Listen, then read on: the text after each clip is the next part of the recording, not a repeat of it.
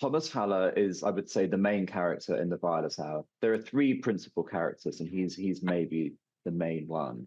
And Thomas is a, an artist. He's a globally renowned abstract painter. He produces these beautiful, turbulent um, canvases filled with a given color. And in fact, close to the beginning of my story, the Violet Hour, he's just produced this suite of canvases in a particular shade of violet. So it's his Violet Hour, it's his comeback because he's having this big show in London, which marks his return to the art world.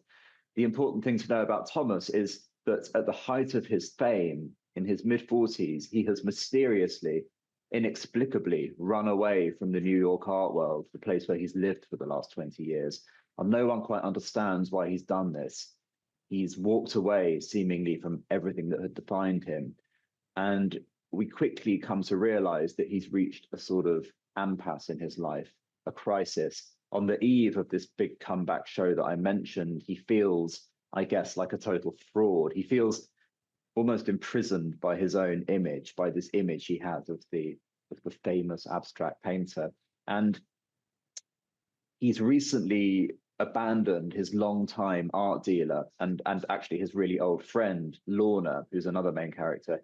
He's abandoned her for a bigger, glitzier kind of art dealer, a sort of Larry Gagosian style gallery, which is not an unusual thing in the art scene. Artists do that. But as the story progresses, we're going to learn more about that act of betrayal, that act of abandonment, as we gain more of an insight into his and Lorna's shared past, in particular the time 20 years prior when they were students together at art school in London. And then a little bit after that, Thomas's growing infatuation with this older, more powerful man. And that infatuation, as I call it, is an important strand of Thomas's story because this obsession with this older guy really sculpted him. It turned him into the person that he's become. It made him the celebrated abstract painter that he is. But in that way, as I've hinted at already, it's also sort of imprisoned him inside this particular image of himself. And a lot of the story of the Violet Hour is the story of Thomas trying to get away from this very confected image that people have of him. So the other two main characters are Lorna Bedford and Leo Goffman. Lorna is, as I said, Thomas's oldest friend. They met when they were in their late teens at art school in London. So in the time frame of the novel, she too is in her mid 40s.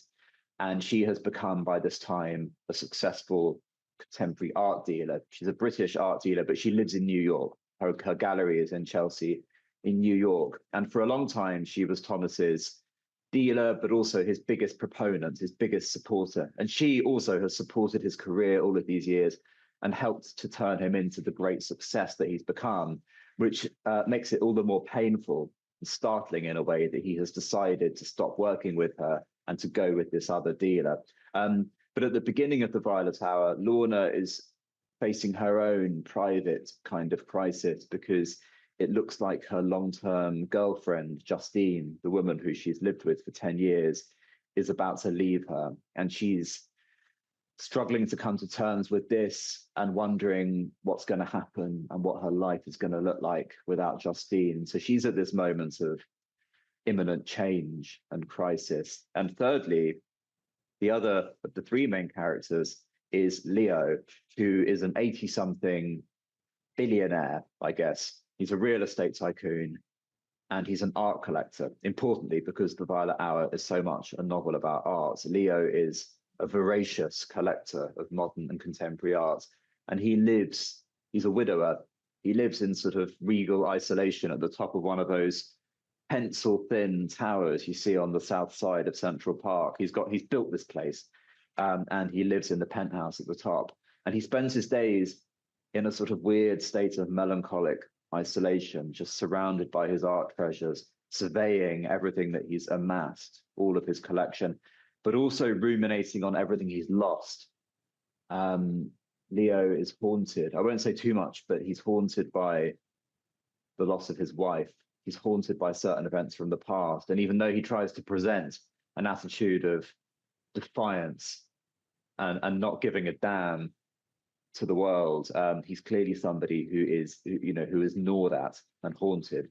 um, by the past. And actually, in many respects, each of my main characters is looking back to an earlier moment in their self and either struggling to free themselves from that moment or desperately trying to get back to it. So a lot of this story has to do with, I would say, the inescapability of the past and past versions of ourselves. It's on the very first page. So this it's kind of a spoiler, but it's not really a spoiler at all because this happens literally on the first page. It's and as I said before, the novel goes all around the world. That's part of how it represents this crazy international phenomenon of the contemporary art world. It goes from New York to Switzerland to Hong Kong to London, etc. But it starts very specifically on a beautiful summer's evening in London. And I wanted this scene to feel like a kind of cinematic, zoomed out panorama that slowly zooms in, or maybe like a painting, even. There's this incredible sense of stillness and calm. And it is the violet hour. It's that sort of hour between light and dark. And suddenly our attention is drawn to this figure, this young man on the balcony of a tower block. It's a residential street in London. And he walks out onto the balcony, he stands there, he sits up on the rail of the balcony, and then suddenly, abruptly, he just falls back. He topples from the building, he falls to his death. And it is like the fall of Icarus. It's like the ancient story of the boy falling from the sky. And I was thinking partly of a famous painting of that story by Bruegel, or it was always thought to be by Bruegel. I think actually now it's not thought to be. But anyway, that painting, The Fall of Icarus, was in my mind. And over the course of the Violet Hour, we will gradually come to understand how this random, tragic, unexplained death is, in a way, interthreaded with the lives and the desires and the regrets of those three other characters, Thomas, Leo, and Lorna. But it takes a little bit of time for that to become clear. And in that respect, I did want it to feel a little bit like a murder mystery or a thriller. You know, it's a trope in a way, having someone die at the very beginning like that. And I was aware of that, the fact that I'm working a little bit with a cliche. But that was deliberate, and I wanted there to be this sense of you not understanding initially what's happened and needing to read on in order to find out. But it can be a bit of a challenge because you want to make sure you want to make sure that it is accurate and true to life. I've traveled to most of the places in the Violet Hour, but I haven't actually been to all of them.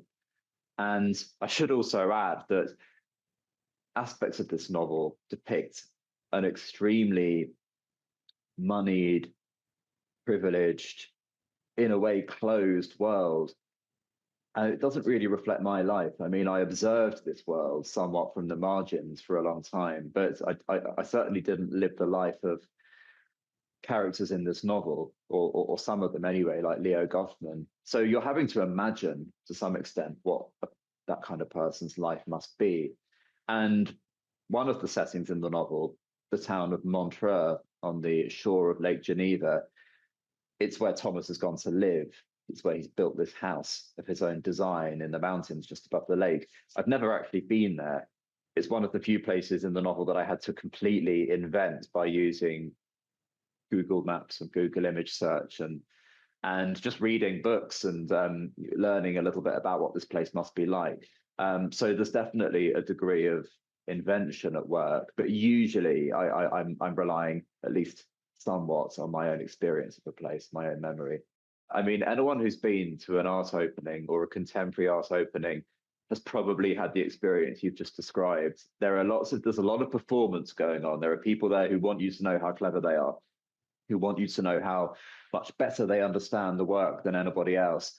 And there's always a little bit of power play going on as well, because there are different sort of power verticals in these situations. You know, part of it has to do with money and who's buying the art versus who's just looking at it or writing about it.